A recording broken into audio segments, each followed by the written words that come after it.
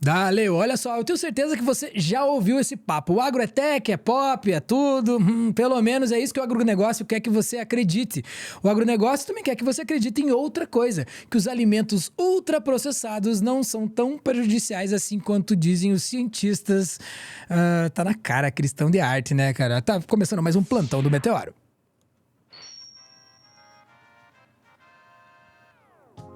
E para nos conscientizar sobre os ultraprocessados, estou aqui novamente com o Everton Trindade.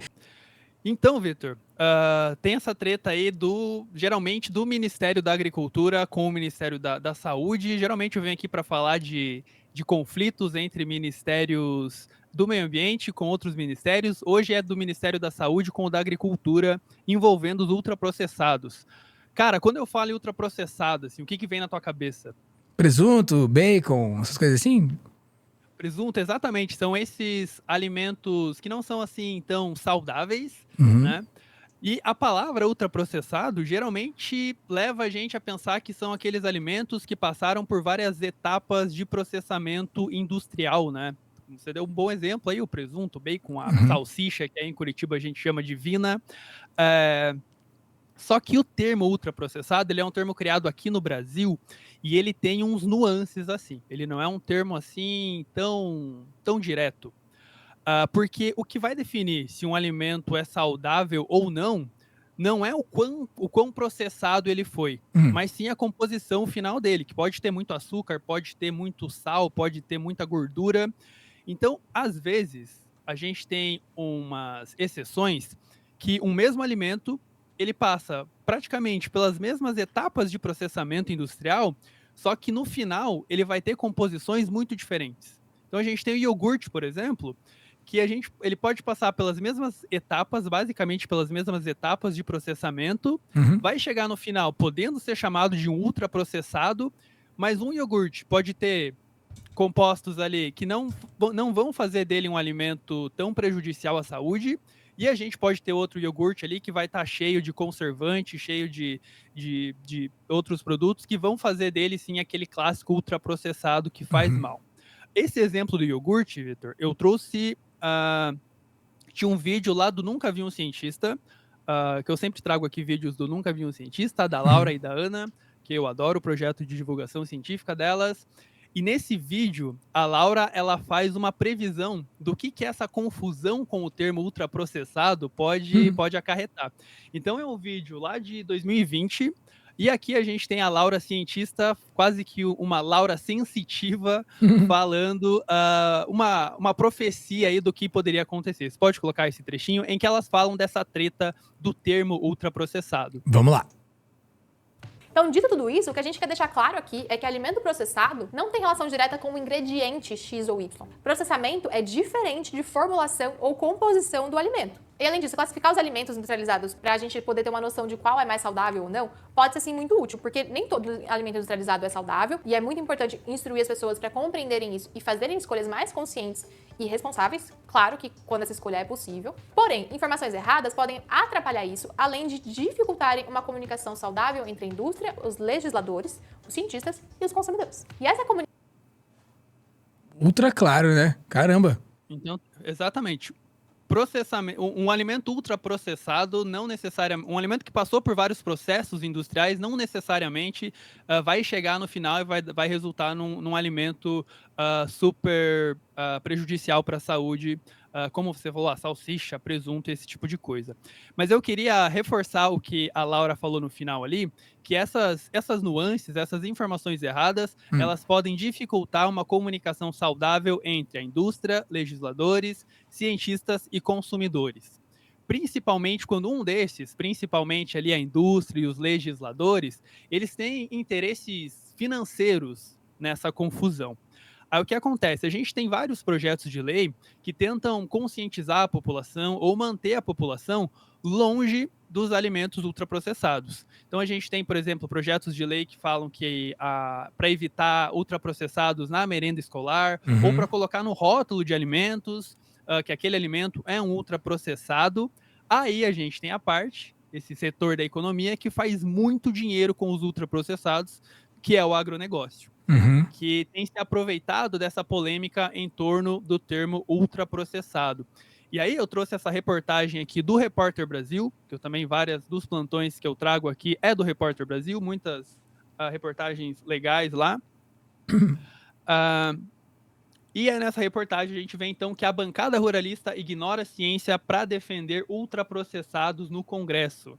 Os parlamentares colocam em xeque o conceito de ultraprocessados para travar políticas públicas que limitam o consumo desses produtos, que estão associados a mais de 57 mil mortes precoces aqui no Brasil a cada ano.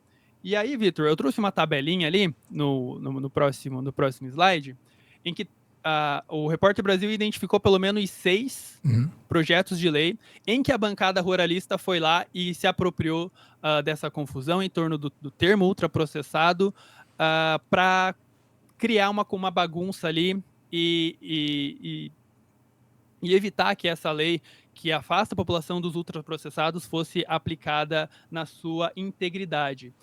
Então, por exemplo, a gente tem um PL, o PL 4501 de 2020, que ele proibia a comercialização e publicidade de ultraprocessados em escolas, que é para deixar a criançada longe da bala e chocolate e esses alimentos prejudiciais. E aí, o que a bancada ruralista foi lá e fez? Ela defendia que evitar ultraprocessados nas escolas não garante uma alimentação menos calórica e nem combate a obesidade.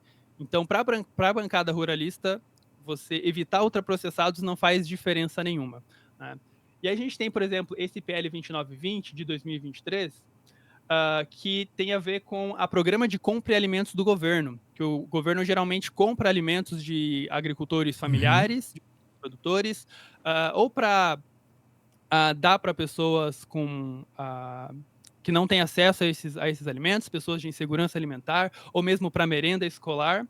E foi aí que a bancada ruralista mais se aproveitou dessa confusão, né? Que aí a gente tem a Frente Parlamentar da Agropecuária, que é um nome bonito para bancada ruralista, que defendia que o conceito de alimento ultraprocessado é uma definição complexa, ampla, sem clareza e que dificulta a sua aplicação. E que, na prática, ela é quase que incompreensível, né? Se colocaram como quem não sabia de nada, né? Não sei de nada, nossa, não sei do que vocês estão falando, né?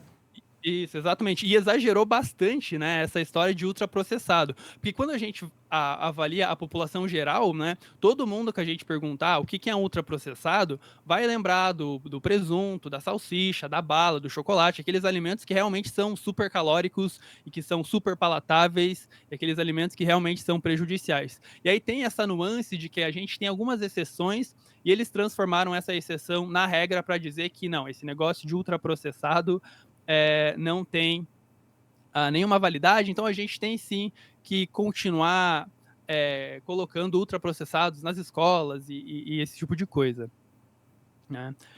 E aí, Vitor, não parece meio contraditório que os caras que estão lá defendendo o agricultor, né, que produz alimentos in natura, né, por que eles iam querer que a população comesse mais ultraprocessados, né? E aí tem aquela história que eu sempre falo que o agronegócio ele está muito mais preocupado com o negócio, muito mais preocupado com o lucro, do que com a segurança alimentar da população. Inclusive, eu trouxe uma manchete aí da Exame, que nessa semana mesmo, o presidente da Associação Brasileira de Indústria de Alimentos também ele abraça essa ideia de que ultraprocessado é um termo muito confuso e ele diz que o que estão chamando de ultraprocessados são os alimentos do dia a dia das famílias. Então, novamente, de propósito, ele causa essa confusão. Ele até diz, né, que os alimentos ultraprocessados são os alimentos do dia a dia da família brasileira, como se isso fosse uma coisa boa, né? E a gente tem aqui no Meteoro um vídeo mostrando como que esses gigantes do agronegócio, como o agronegócio em si, incluindo essas empresas que lucram muito e muito dinheiro com ultraprocessados, como que eles agem na política brasileira. Vamos ver. E aí, Vitor, eu também trouxe um trechinho desse vídeo para a gente entender como que acontece esse lobby das indústrias do agronegócio na política brasileira. Vamos lá, tá na tela. Mas assim, com todo o respeito que temos a todos os 2 neurônios do senador Heinze, ele não conseguiria pensar sozinho nesses projetos de lei que beneficiam o agronegócio.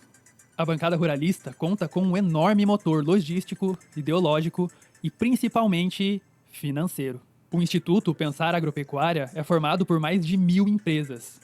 A maior parte dos projetos dos ruralistas nascem ou passam em algum momento pelo Instituto. O Observatório de Olho nos Ruralistas estima que o Instituto recebe pelo menos R$ 760 mil por mês. Esse dinheiro vem de gigantes do agronegócio, como JBS, Nestlé, BRF, Monsanto, Bunge, Bayer, Cargill, Klabin, Suzano, Itaú, Santander e tantos outros. Tá aí. E esse vídeo é mais um oferecimento do porquê o Meteoro não fecha com grandes patrocinadores. Que a gente está aqui falando mal dessas grandes indústrias, né? Então, Vitor, em resumo, o que a gente tem é o agronegócio nesse aparente paradoxo de defender que as pessoas não consumam tanto alimentos in natura e que elas podem sim consumir ultraprocessados. E isso é fruto de um lobby dessas gigantes do agronegócio que produzem os alimentos ultraprocessados e que lucram muito dinheiro com os ultraprocessados. Então, no fim das contas, o negócio é esse mesmo, né? O negócio é o negócio do agro, né? Então, devia ser mais, tipo, negócio agro do que agronegócio, né? E no fim das contas, o que esses caras estão atrás é esse lucro mesmo, é a possibilidade de colocar para frente aí os interesses do lucro dessas empresas, né? E não tanto, né? Não levando em consideração, no primeiro momento, a saúde da população e as consequências, né? De uma mudança positiva na alimentação, né? Tanto no caso ali que a gente estava vendo ali, no caso das merendas, das escolas, no fim das contas, assim, né? Isso, não, exatamente. O agronegócio, ele tem...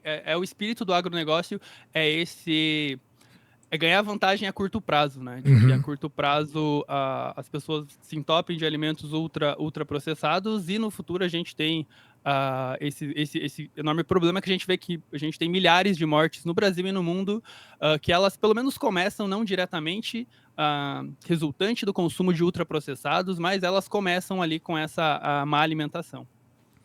Tá aí, mais um flagrantaço aqui que o nosso querido Everton Bill trouxe para nós, uma análise muito interessante aí sobre os alimentos ultraprocessados. A gente teve aqui várias ponderações nos nossos comentários e durante o nosso intervalinho aqui pro nosso fim, a gente vai ali falar. Eu tô de olho aqui nos comentários do Gabriel Junqueira Soares, que mandou aqui um salve durante toda a live e já o Everton vai passar junto comigo aqui comentando esses comentários aí. Valeu?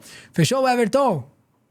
Valeu, Vitor. Valeu. Eu e a galera do Meteoro estamos curiosos para saber que tipo de som que sai dessa viola aí em cima, hein? Esse violãozinho aí, dá pra ver, ele tá fosco, de sereno. É desse jeito que a gente gosta. Um forte abraço, querido. Valeu. Valeu, esse foi mais um Plantão do Meteoro. Estive aqui com o Everton Bill, dê uma olhada ali nas redes sociais dele e também de toda essa ficha técnica, galera, que deixa o Plantão do Meteoro aqui de pé. Valeu.